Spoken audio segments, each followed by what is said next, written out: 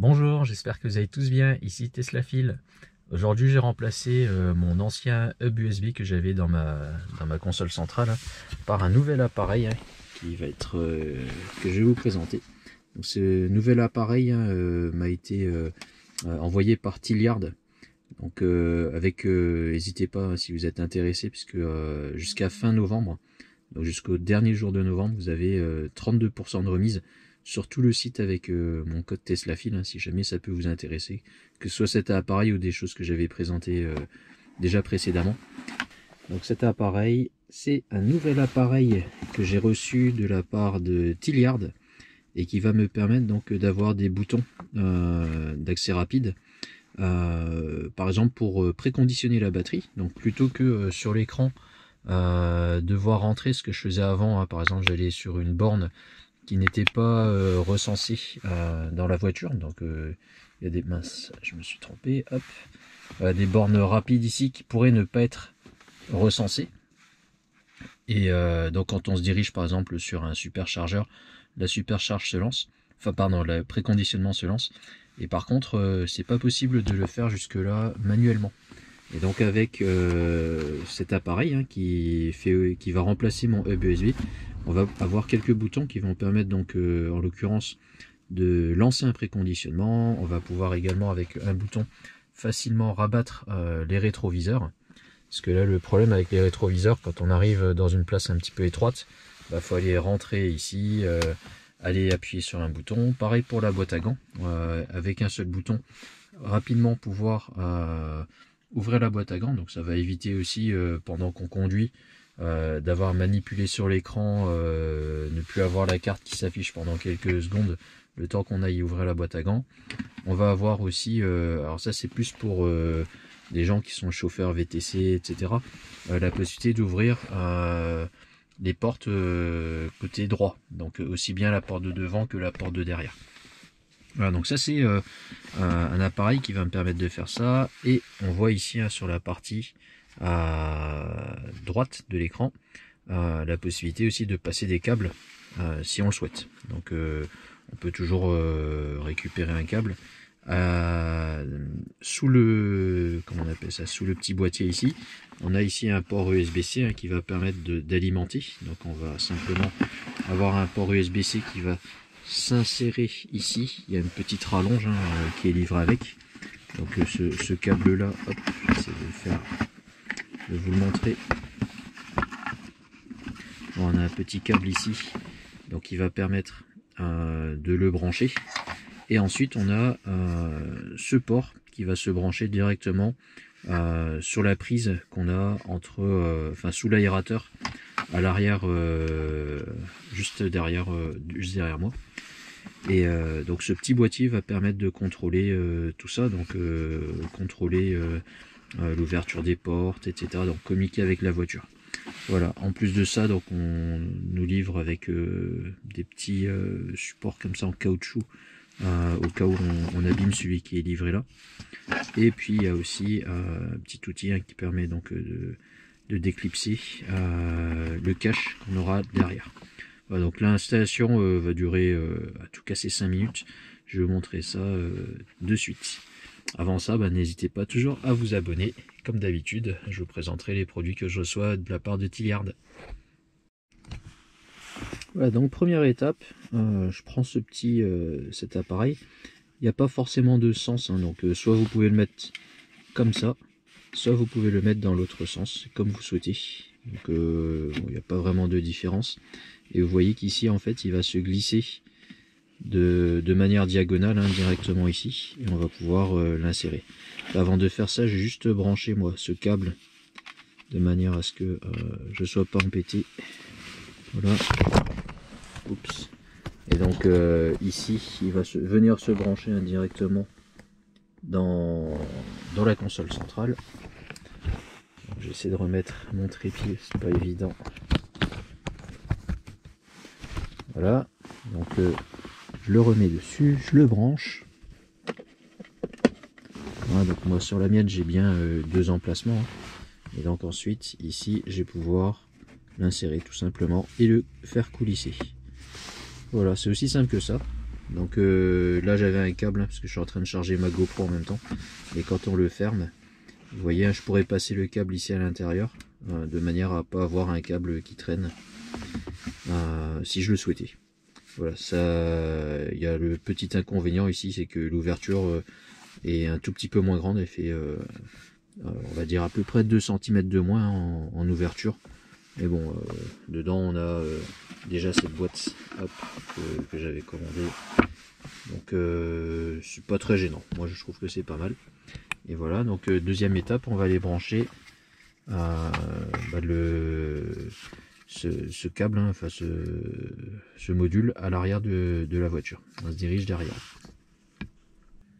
Alors nous voilà à l'arrière. On a donc ce petit cache à retirer, hein, qui se trouve entre les deux sièges avant. N'hésitez pas à déplacer les sièges avant, à les avancer pour y accéder plus facilement. L'autre jour j'avais fait un abonné sur une modèle Y, j'ai un petit peu galéré parce qu'il y a moins de place, hein, j'ai l'impression, pour tirer. Là en fait j'ai simplement relevé un petit peu mon tapis pour pouvoir tirer par en dessous et enlever ça, donc j'ai même pas eu besoin de cet outil là. Voilà, donc une fois qu'on a retiré ça, on a notre fameuse prise. Donc ici vous voyez, vous appuyez un peu simplement ici, hein, à cet endroit là, là où j'ai mon pouce, pour le tirer. Voilà, et donc vous voyez que là je l'ai simplement débranché. Et l'avantage sur la modèle 3 par rapport à la Y sur lequel j'avais pu démonter la même partie là, c'est qu'ici on a un petit renfoncement, on va pouvoir ranger en fait le petit boîtier, hein, que j'ai ici. Voilà, donc là simplement j'ai juste branché, hop, ce câble là ici,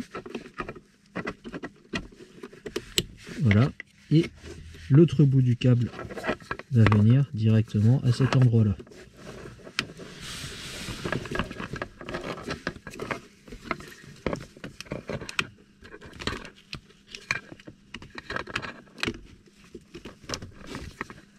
Voilà, donc là les branchements sont faits. Vous voyez qu'il y a la petite diode qui s'est allumée, et donc j'ai simplement glissé le petit câble en bas. Voilà, le branchement est fait. Je vais pouvoir ranger tout ça et refermer avec mon cache. Voilà, donc on a terminé l'installation à l'arrière, hein, ça prend vraiment 5 minutes, même pas. Et donc je me suis un petit peu amusé à tester, hein, ces fameux boutons pour voir. Donc ce qu'il faut savoir, c'est que c'est pas un appui simple qui va déclencher quelque chose, donc ça évite en fait d'avoir une mauvaise action, hein, sur un bouton qu'on aurait appuyé sans faire exprès. Et donc il y a plusieurs fonctionnalités, hein. La première ici, en faisant un appui long. Donc l'appui long, hop, on va le tester. Là vous voyez que les rétroviseurs se rabattent, donc les deux, hein. Et en faisant un autre appui long, ils vont se remettre en position.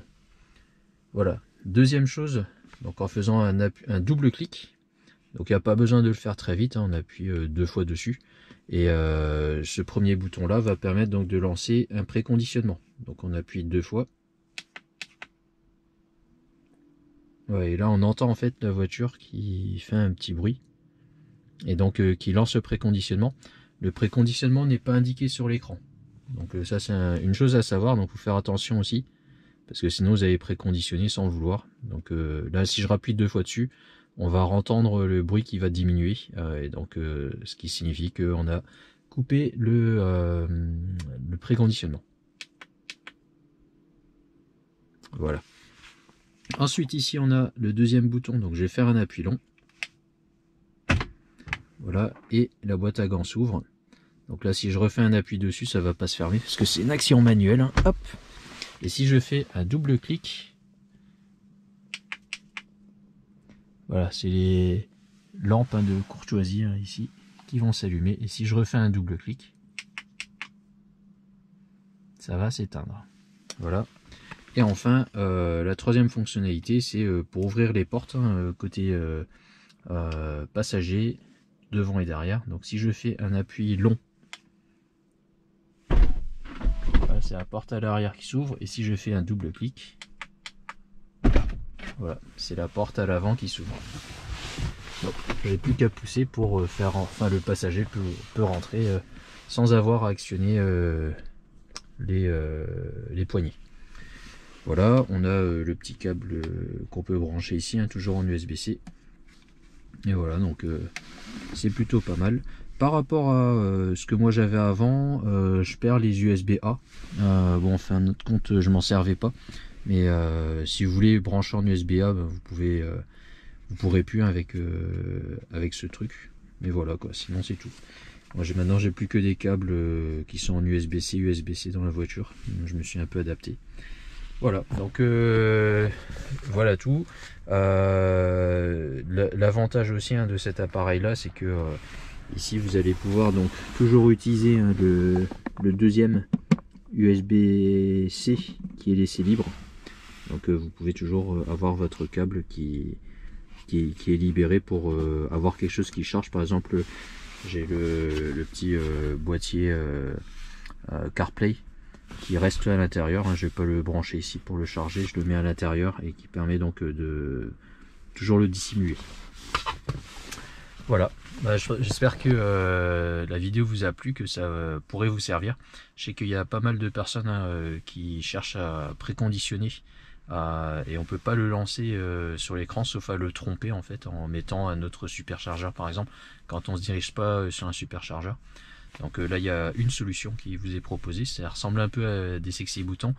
J'ai demandé au fabricant en fait si c'était possible de configurer ces boutons. À l'heure actuelle c'est pas possible de configurer ces boutons parce que moi j'aurais bien aimé par exemple avoir enfin je dis n'importe quoi, les essuie-glaces, avoir un bouton qui puisse vraiment les arrêter même quand je suis en autopilote. Alors je sais pas si c'est possible ou pas, mais en tout cas c'est pas configurable et je vais poser la question en fait parce que on nous livre un petit truc comme ça avec des autocollants et donc en ayant vu ça je m'étais dit tiens peut-être que c'était peut-être configurable, mais en fait c'est pas le cas. Donc malheureusement ça permet pas d'avoir une configuration possible à l'heure actuelle en tout cas. Voilà, donc c'est tout. N'hésitez pas à utiliser ce code, hein, le code donc TeslaFil pour avoir 32% de remise. C'est un appareil qui va vous revenir à moins de 100 € à peu près. J'ai plus le prix en tête, mais c'est dans les 100 €. Voilà, bah, je vous dis à très bientôt dans une prochaine vidéo. Au revoir.